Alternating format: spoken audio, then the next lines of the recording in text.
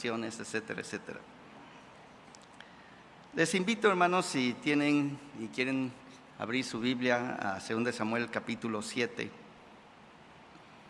donde encontramos el texto que se leyó al principio.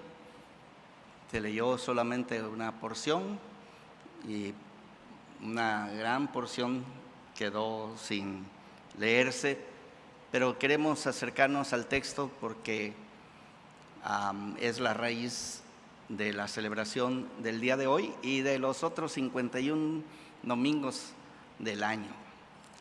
Estaba pensando esta mañana de la genealogía de Mateo, dice, el libro de la genealogía de Jesucristo, hijo de Abraham, hijo de David. Y en el caso de Mateo, pues el concepto hijo de Abraham tiene la perspectiva de una visión mundial. Toda potestad se me ha dado el cielo y en la tierra. Por tanto, id y haced discípulos. Pero también del hijo de David, que en el Evangelio de Mateo se enfoca casi exclusivamente al ministerio de sanidad, y encontramos como en Bartimeo: Señor, hijo de David, ten misericordia de mí. Queremos en esta mañana, al ir a 2 de Samuel capítulo 7, a la raíz de todo, de por qué nosotros hablamos del Señor Jesucristo como el hijo de David y lo que eso significa. Los estudiosos han tratado de determinar cómo exactamente principia la historia de David, y a la fecha no están de acuerdo.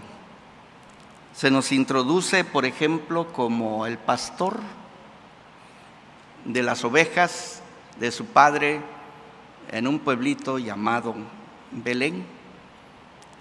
Y yo creo que se vuelve romántico pensar que así principió la historia. Un jovencito guiando las ovejas va a llegar a ser un poderoso guerrero dirigiendo a todo su pueblo Israel. Algunos prefieren introducirnos a David a través de la historia de que había un problema en el reinado de Saúl. Saúl era visitado por un espíritu y eso lo deprimía, y la manera como lo traían de nuevo a la vida, por decir así, era por tocarle música. Y entonces buscaron un músico y encontraron, no sé si era graduado de Emín, probablemente, ¿verdad? Graduado de Emín, y él tocaba el arpa y se especializó en el arpa, y también, según entendemos, era un cantautor de salmos. También se vuelve romántico cómo inicia la historia de David.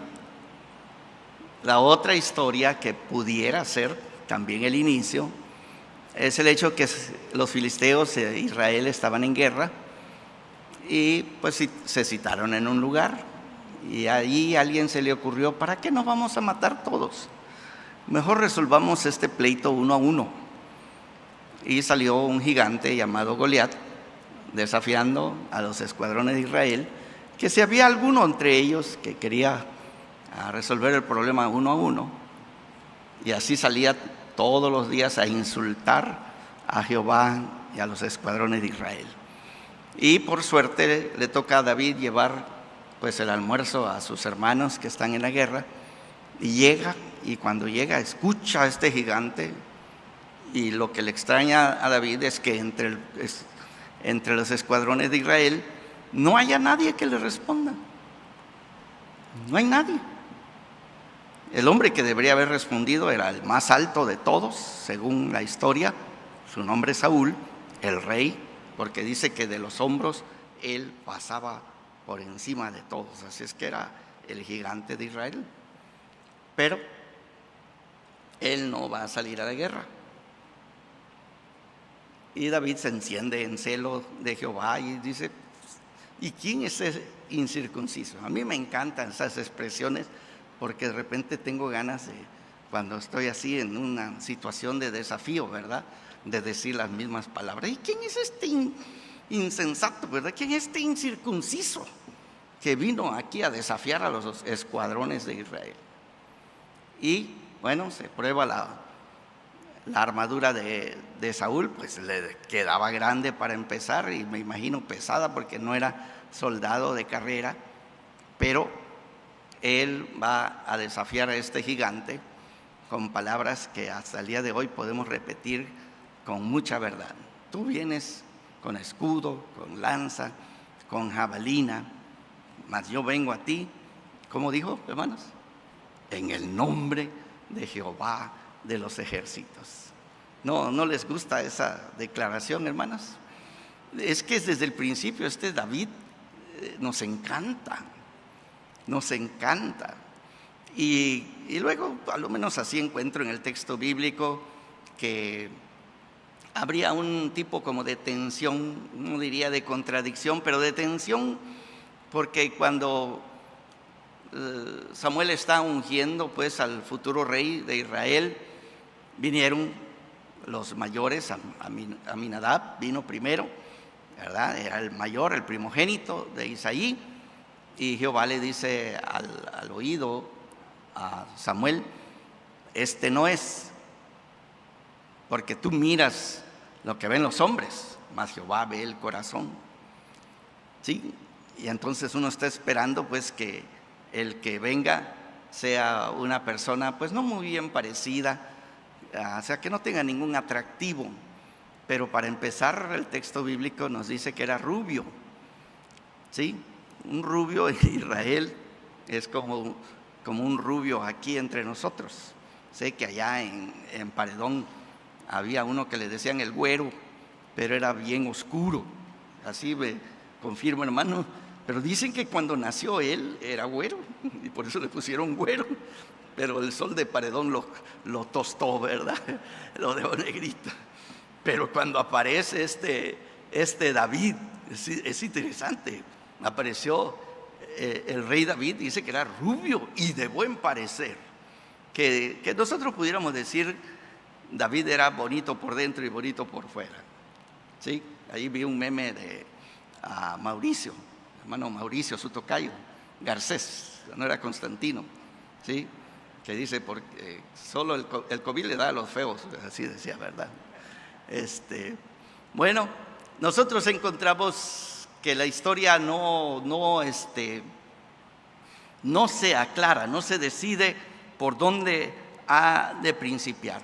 Pero una cosa sabemos, que desde el momento que se introduce este jovencito llamado David, prácticamente, hermanos, este jovencito va rumbo al trono desde que entra, o sea, va en línea recta para asumir el trono de Israel.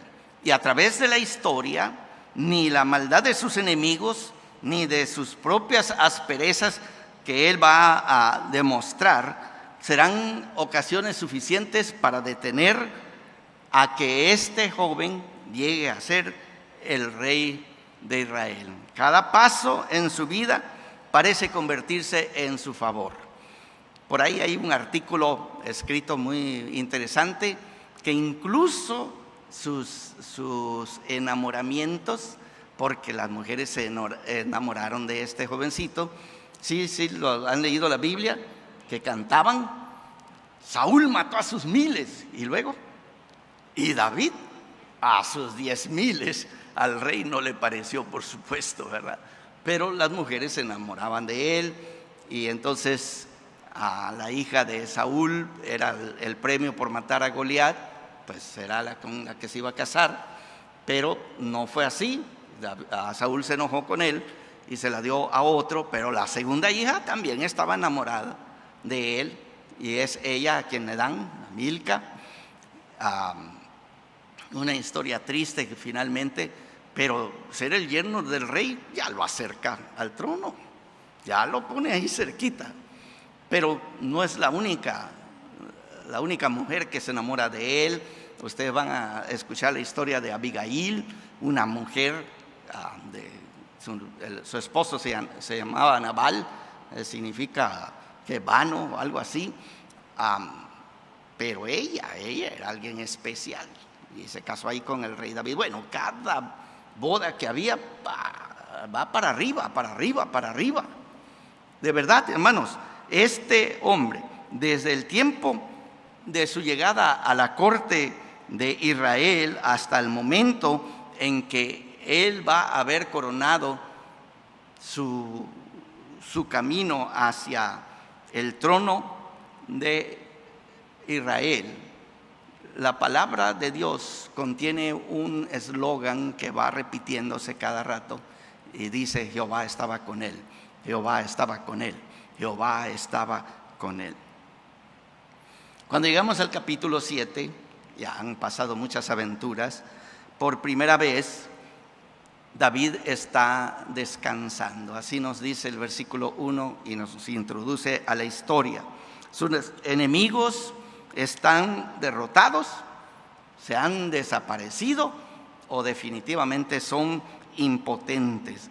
Los dos reinos, el del norte donde estaban las 10 tribus de Israel y del sur donde está Judá, la tribu de él, y Benjamín, estas dos tribus del sur están totalmente consolidadas bajo un reino. Y muy inteligente el rey, él ha conquistado la última ciudad, diríamos nosotros, que Josué, el gran conquistador de la tierra, no había conquistado, y era la ciudad de Jebús.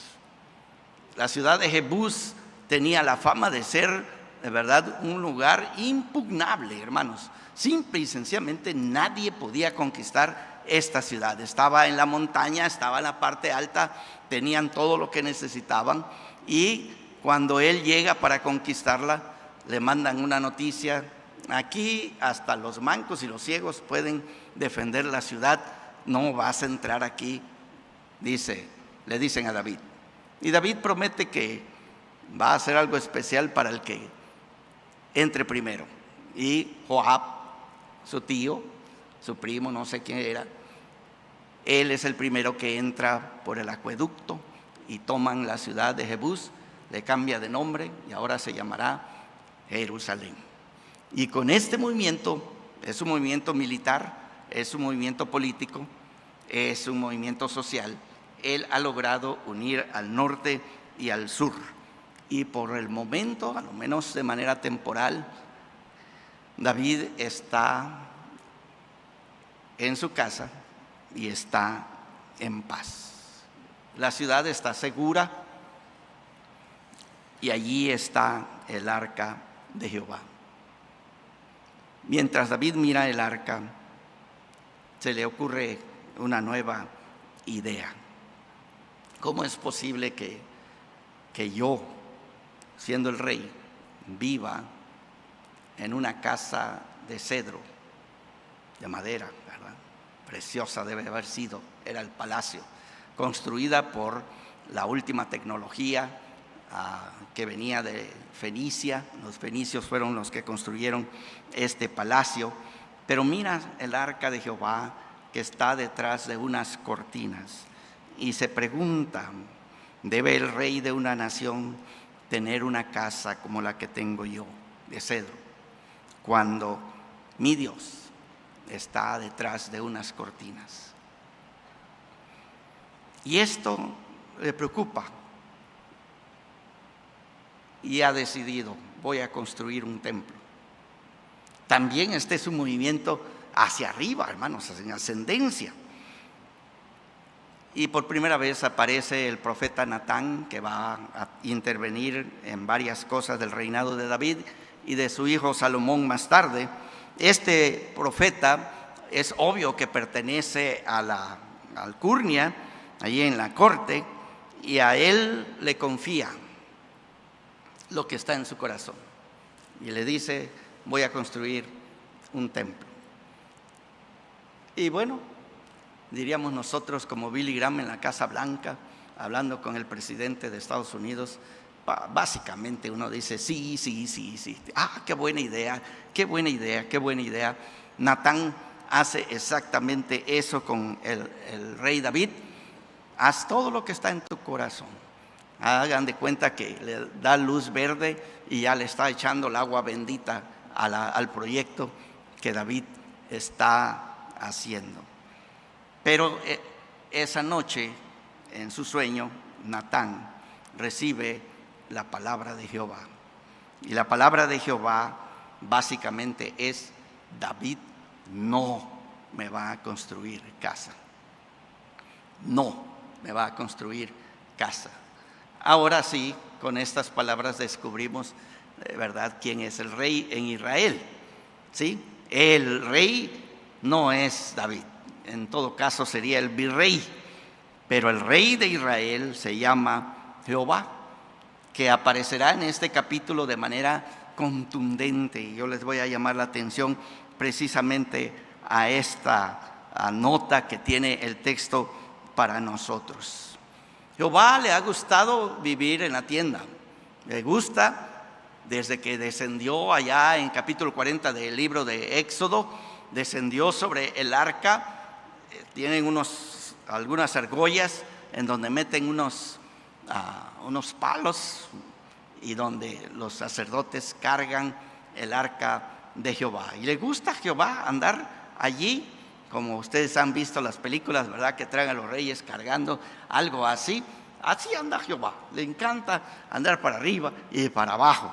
¿Sí? La historia del arca en 1 Samuel es maravillosa. Deberían de leerla detenidamente. Pero lo que está diciendo ahora Jehová a Natán para que le diga a David es las cosas que a nosotros nos interesan escuchar. En primer lugar, Jehová manda avisar al rey David que él, Jehová, le va a dar un gran nombre. Y definitivamente, hermanos, el rey David es el rey de Israel.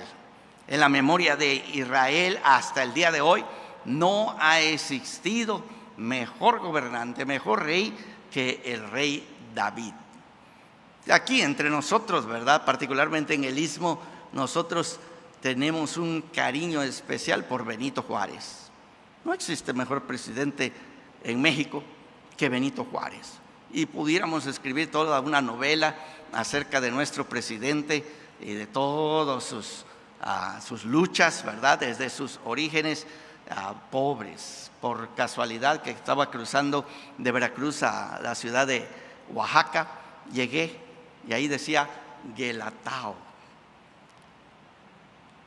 ¡Wow!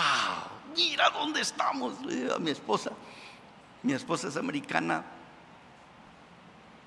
Benito Juárez no le suena, ¿verdad? Pero para mí estaba en el pueblito donde comenzó todo. Algo así tenemos en esta historia. Pero Jehová, dice, le dará a David un gran nombre. También Jehová establecerá un lugar, un santuario para los israelitas. Este será fijo, permanente, será un lugar seguro. Así nos dice este texto. También Jehová le dice, va a tener paz. Versículos 11. Con respecto a la casa que tú estabas pensando, en realidad yo te voy a edificar casa. Y la palabra que tenemos aquí de casa ha cambiado de significado, porque casa pues significaba esto, un templo. Obviamente era un lugar, una maravilla del mundo cuando se construyó con Salomón, pero ahora la palabra casa significa dinastía. Jehová le promete a David que los descendientes de David reinarán después de él, y es un descendiente que le edificará una casa, el templo para Jehová. Si ustedes lo ponen en perspectiva, esta historia, hermanos, de David, cómo va ascendiendo y ahora llega a un momento cuando él está en paz y recibe estas palabras de Jehová, hermanos, el logro es inmenso, es inmenso. El problema que nos encontramos aquí es el hecho de las combinaciones. las combinaciones, porque estas promesas ya venían desde el Antiguo Testamento hasta Abraham. Desde allá ya había estas promesas, pero en algún tiempo el pueblo de Israel era muchedumbre, era gran multitud, dice el texto bíblico, pero eran esclavos en Egipto. Entonces no se combinaban bien estas promesas. Y luego en el tiempo de Josué, finalmente conquistaron la tierra y así dice, por fin tenían paz, pero no tenían templo. Entonces había que construir el templo. Y luego cuando se va a construir el templo, pues tendría ahora que ser por un hijo de David. Y así va la historia, hermanos, como que no se complementan el rompecabezas completo no se complementa. Ahora, este texto que tenemos de 2 Samuel 7 está en una historia mucho más grande. Y vamos a revisarla brevemente para escuchar del texto, creo yo, lo que quiere decirnos en esta mañana. Hay un escritor, se apellida Kyle MacArthur. Él ha colocado este capítulo en la historia deuteronómica, y con eso queremos decir desde Josué hasta Segunda de Reyes, y observa que estos dos temas que está manejando Natán, templo y dinastías, son temas centrales pues de la historia. La primera vez que se levantó fue en Deuteronomio capítulo 12, y allí se hablaba de un santuario central y se eslabona a una promesa de la seguridad de Israel en la tierra. Habrá muchos desarrollos y el tiempo aquí no nos permite, pero habrán algunos salmos que hablarán de Jerusalén como una ciudad impugnable. Simple y sencillamente no se puede conquistar la ciudad de Jerusalén. El problema es, hermanos, que si ustedes estudian la historia de Jerusalén, ustedes van a encontrar que cada rato lo están destruyendo. Empezando con David destruyendo a los jebusitas que estaban allí. O sea, bueno, ¿cómo está este asunto? Pero sigue la idea. Y los salmos en ocasiones nos proclaman esto. La ciudad de Jerusalén la defiende Jehová y por lo tanto no puede ser conquistada. Allá en el tiempo de Ezequías, tiempo de Isaías, el tiempo de Sargón II, Sennacherib, los emperadores de Asiria, ellos rodearon la ciudad y la iban a conquistar. Un ángel intervino, ¿sí? 23,000 soldados murieron en una noche. Yo creo que si Dios quiere proteger la ciudad de Jerusalén, pues con un ángel tiene, no necesita más para defenderla. Sin embargo, la ciudad de Jerusalén ha caído una y otra vez. Va a caer bajo Nabucodonosor en 586, va a caer en el tiempo, después que se reconstruye el templo, va a caer en el tiempo de Antíoco Epífanes, 170 aproximadamente antes de Cristo, y va a caer en el año 70, y hasta el día de hoy no han podido reconstruir el templo de Jerusalén. Entonces, esta es la realidad que nosotros conocemos de la historia, y esta es la promesa, y no concuerdan. Es más, después del exilio ya no se puede distinguir muy claramente los descendientes de David, y ninguno de ellos fue rey después del exilio babilónico, ninguno de ellos fue rey. Todavía en el tiempo del Imperio Romano sabemos que habían algunos informes que el emperador romano, el César, recibió acerca de la familia de José. Los hermanos de Jesús eran hijos de David, por lo tanto podrían ser pretendientes al trono, pero de allí jamás hemos escuchado acerca de que podamos trazar genealógicamente a un hijo de David. Si ustedes quieren seguir esta línea de razonamiento, pudieran concluir: la palabra de Dios no se cumplió. Pero surge todo este movimiento que conocemos como cristianismo. Y somos nosotros los cristianos que afirmamos que un hijo de María fue adoptado precisamente por un descendiente de David llamado José.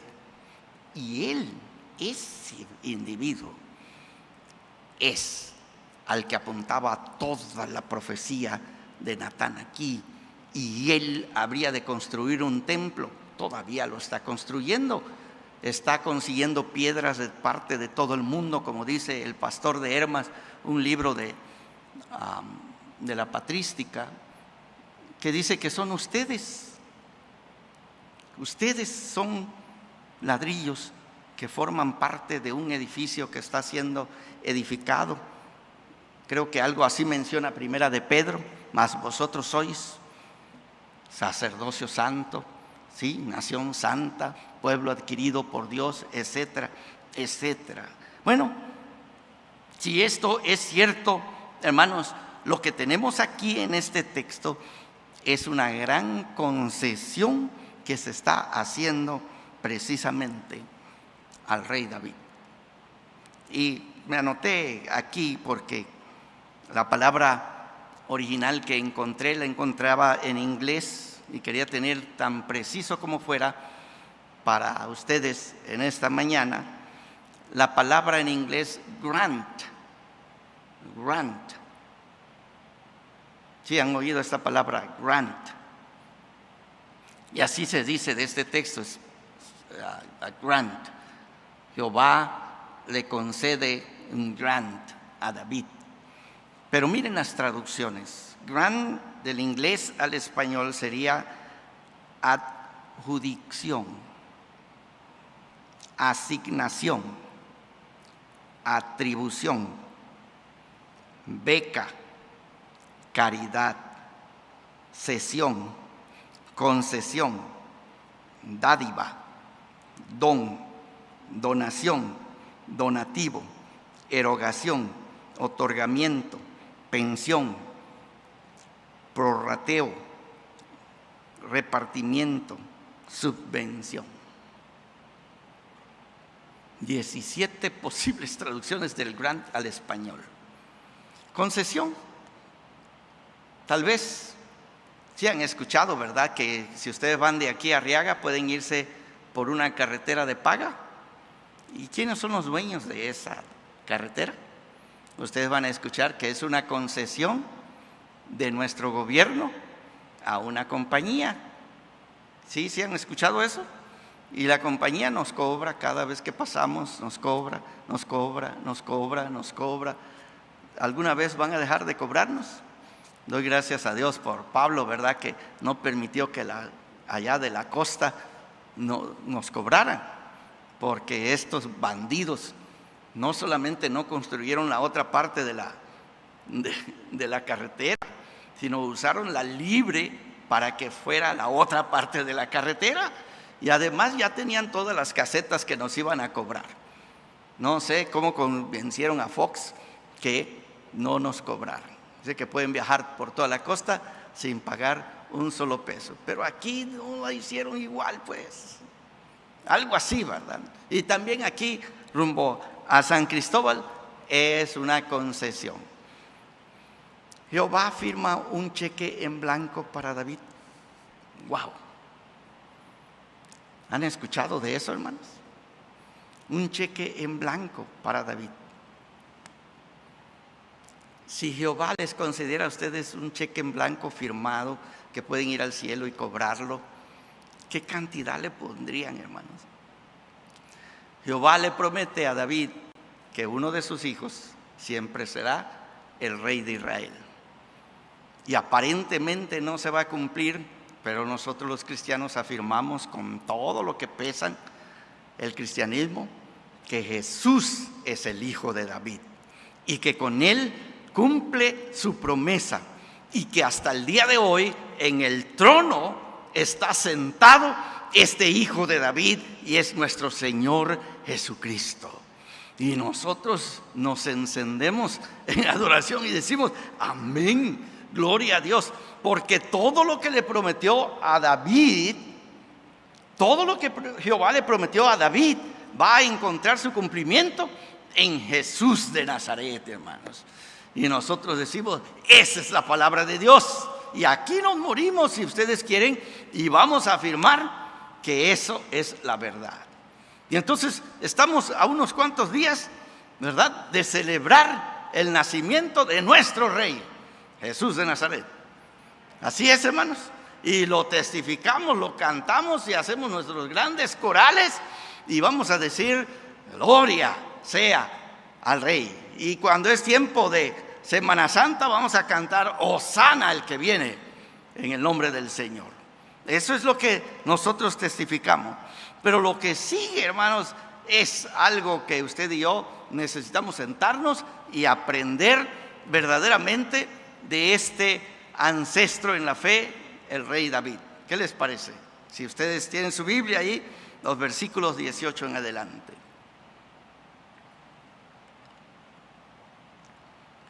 David responde. ¿Sí lo pueden ver, hermanos? Él estaba mirando el arca, piensa construir un templo. Natán le dice: adelante. Natán sueña y ahora trae otra palabra: tú no vas a edificar la casa, sin embargo te voy a hacer grande.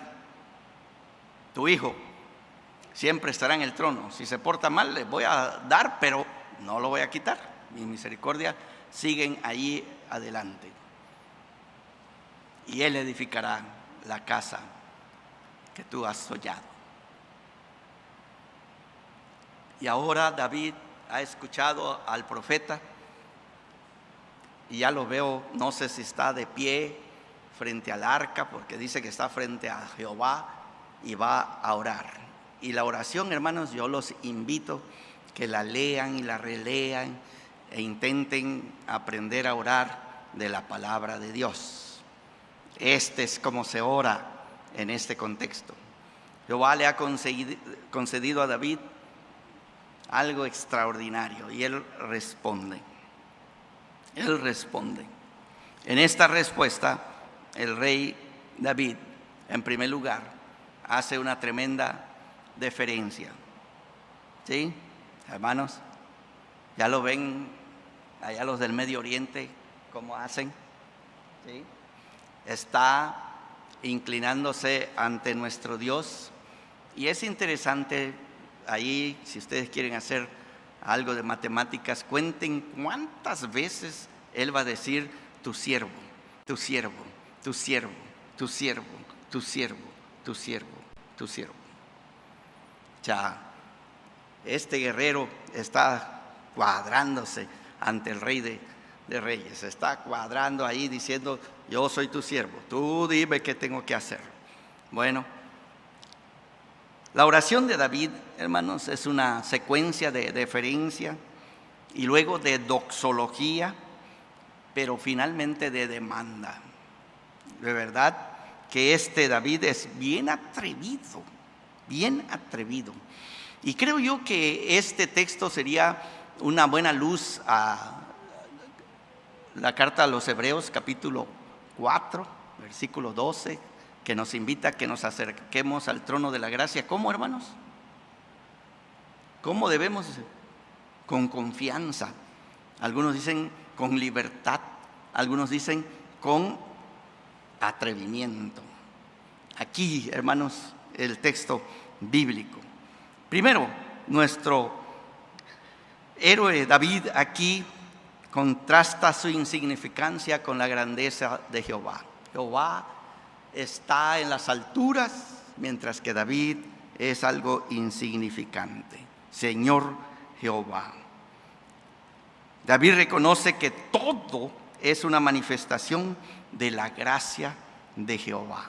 Todo lo que tenemos, y esa es confesión muy común entre nosotros, es la manifestación de la gracia de Dios, y en este sentido debemos de darle gracias a Dios por todo lo que se nos da. Sin embargo, es el rey el que está orando aquí. A diferente a diferencia de otras oraciones, cuando él está orando como el pastor, está orando como el guerrero, está orando como el fugitivo, en este caso nosotros vemos a este hombre tan exaltado como el rey. De verdad, una representación maravillosa. Pero la piedad de David, hermanos, lo lleva a la alabanza. Reconoce lo incomparable de Dios. Reconoce que Él es precisamente exaltado. Mientras leía esta parte, me enterneció el corazón, porque después que él habla, miren versículo 22 conmigo: por tanto, tú te has engrandecido, Jehová Dios, por cuanto no hay como tú, ni hay Dios fuera de ti, conforme a todo lo que hemos oído con nuestros oídos. ¿Quién como tu pueblo? Miren el movimiento. ¿Quién como tu pueblo, como Israel, nación singular en la tierra?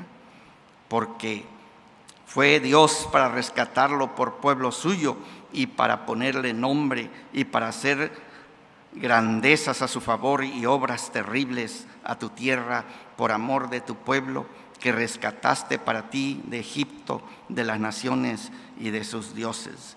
Mientras leía eso pensaba, a veces nosotros como los pastores cometemos los errores que los gobernantes de las naciones hacen.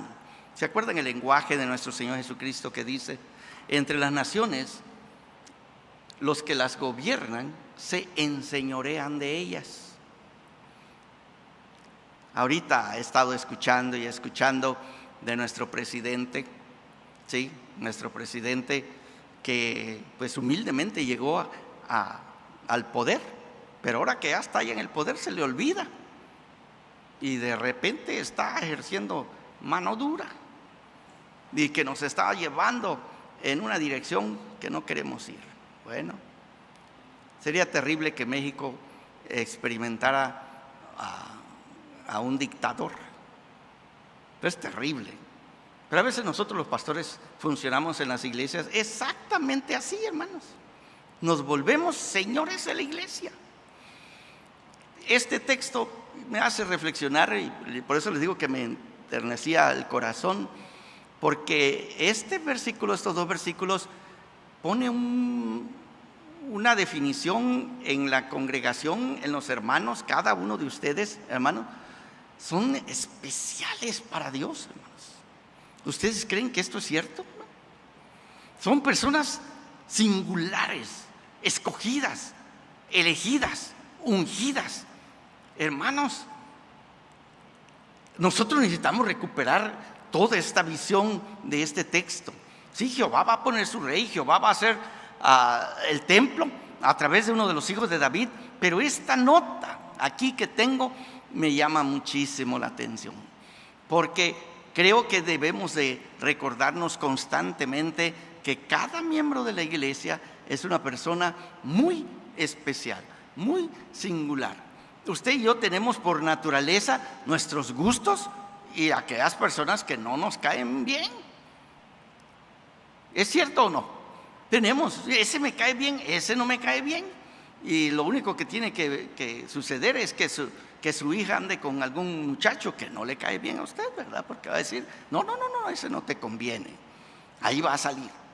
Pero hermanos, en la iglesia tenemos que regresar a lo más básico, y es esto, que el pueblo de Dios es especial, único, singular, y así debería de ser tratado. Yo creo que por eso el rey David es grande en este sentido. Pero tercero, hermanos, David parece que no tiene ninguna pena o siente alguna vergüenza ante la presencia incomparable de Dios.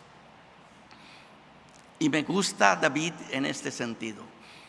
Yo no sé de ustedes, pero hace años yo manejaba de la iglesia de Belvedere. Ahí llevaba y traía a las personas. Y un día como las ven son largas para entrar a la gasolinera, me hice tantito a la izquierda y luego entré. Pero en eso que entré, alguien hizo por rebasarme por el lado derecho. Además que no había camino, porque es la parte donde se estaciona la gente, ahí ponen sus carros, nada más que no había carros. Incorrecto, pues, rebasar por la derecha. Y cuando él quiso, yo lo agarré, lo prensé, y ahí quedamos los dos. Vino el policía, vio el caso, vio que no había sangre y dijo que sus seguros se arreglen. Y entonces más tarde, el señor del carro que acababa de prensar vino y me habló conmigo y me dice: señor, mire, es que el seguro que yo tengo es de la agencia y me va a costar mucho que yo tenga que pagar por los daños que le hice a su camioneta. No se pudiera echar la culpa a usted.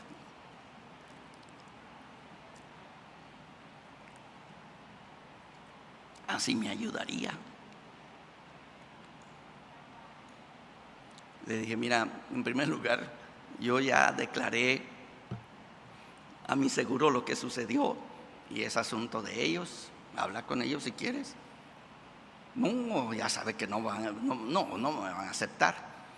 Pero empezó a hablar al Señor y se fue exaltando porque yo le decía que no, y no. Y yo pensé que me iba a pegar. Pero en eso llegó el hermano Isidro Daniel. El hermano Isidro Daniel era un hombre así grandote, bien fornido. Llegó y me dice: ¿algún problema, pastor?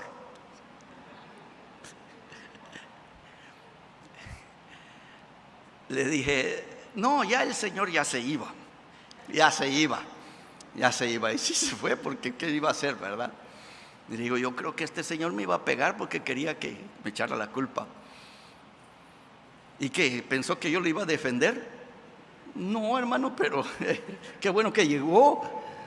Porque, hermano, yo estoy quebrado de la espalda, no sirvo para nada. Le digo: pero con su presencia fue suficiente, ¿verdad? Si alguien fuera a orar por ustedes, ¿no les gustaría que David orara por ustedes, hermano? Porque lo que está haciendo David aquí es increíble. Lo que está diciendo: mira, yo no abrí la boca. Yo iba a construir un templo, no abrí la boca. Pero tú dijiste que ibas a hacer todas estas cosas y me vas a hacer grande. Y mi casa no se porta así contigo, pero qué bueno que tú te portas así conmigo. Pero siendo que ya abriste la boca, ahora yo te quiero amarrar. Este es David. Me encanta porque su oración es bien atrevida. ¿Sí? Ahí empieza en el versículo 25. Ahora pues, le dice. Y 3 veces, versículo 28. Y luego el versículo 29. Miren: ahora pues, Jehová Dios confirma para siempre. ¿Sí? Ya dijiste todo esto. Ahora queremos que tus promesas sean fieles. ¿Cómo orará el Señor Jesucristo por nosotros? ¿No les gustaría saber cómo ora por ustedes, hermano? Si quieren tener algún destello, vean Lucas. Le dice el Señor a Pedro: ¿sabes que Satanás te pidió para zarandearte como trigo? ¿No les gustaría saber que Satanás va y toca allá al trono divino y dice: déjame a Freddy un mes?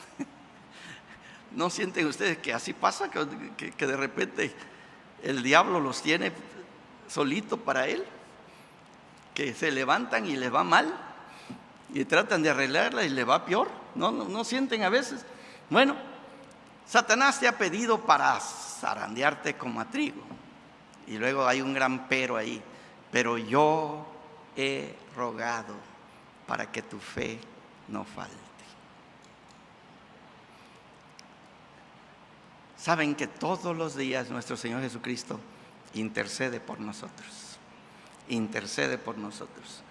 Lo que tal vez no se han figurado aquí, hermanos, en el texto que tenemos, es que David todavía no llega al capítulo 11 de 2 de Samuel, donde viene la historia de Betsabé y todo lo que se va a venir, y la gran caída del rey David.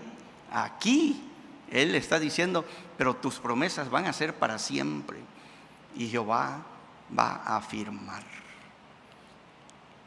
Y todo lo que parece incongruente será congruente en la persona de nuestro Señor Jesucristo. Él es el cumplimiento de todas las promesas. Él es el sí y el amén del Jehová nuestro Dios en Jesucristo, para beneficio de nosotros. Qué precioso tu palabra que has hablado sobre tu siervo y sobre tu casa, y haz conforme a lo que has dicho. Yo quiero ver que vas a cumplir. Que sea engrandecido tu nombre para siempre, y se diga, Jehová de los ejércitos es Dios sobre Israel, y que la casa de tu siervo David sea firme delante de ti. Ya no existe casa de David, pero ya no hay necesidad de que exista casa de David, porque el que está sentado en el trono junto con nuestro Dios es el Cordero que ha triunfado para siempre. Sus promesas siguen firmes. Ahora pues, Jehová Dios, tú eres Dios, y tus palabras son verdad, y tú has prometido este bien a tu siervo. Ten ahora bien bendecir la casa de tu siervo, para que permanezca perpetuamente delante de ti, porque tú, Jehová Dios, lo has dicho, y con tu bendición será bendita la casa de tu siervo para siempre. Y sobre esas promesas nosotros también fundamos nuestra vida. Sobre esas promesas también nosotros fundamos nuestra vida. Nosotros éramos los gentiles, pues, pero en Cristo Jesús hemos sido hechos pueblo de Dios y herederos de estas promesas que David está aquí haciendo prometer a nuestro Dios. Imagínense ustedes que van al cajero que nos atiende ahí, y nosotros queremos cobrar un dinero, y cuando nos pagan contamos y hay $1,000 de más.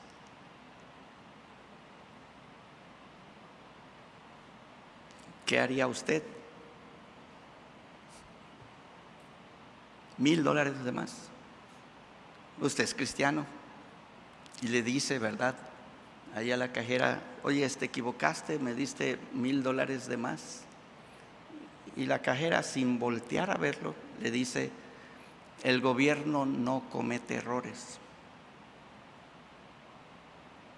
¿Y ahora qué hace? ¿Se queda con el dinero? ¿Lo devuelve? ¿O qué? ¿Qué se supone que debemos de hacer?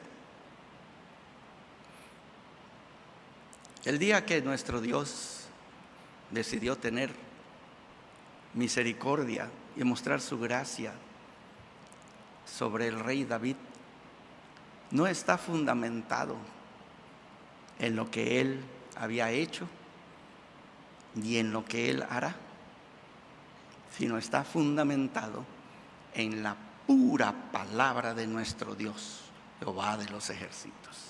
A eso le llamamos nosotros gracia. Gracia. Amén, hermanos. Porque ustedes y yo nos sacamos la lotería cuando creímos en Jesucristo. Y todo lo que nos ha dado, ¿qué hacemos? Se lo devolvemos, porque esto no lo ganamos, no lo merecemos. Jehová nos dice, el reino de los cielos no comete errores. La gracia que te ha dado es tuya y es para ti solamente. Yo salgo bendecido por estas palabras, porque sí sé, hermanos, que si Dios me quiere descontar, tiene todas las razones a su favor. Pero Él no quiere descontarme. Él quiere que sea parte de su pueblo, único singular, precioso, a precio de sangre de su Hijo en la cruz del Calvario. Y a eso solamente puede decir gloria a Dios, gloria a Dios. Señor les bendiga, hermanos. No sé si tenemos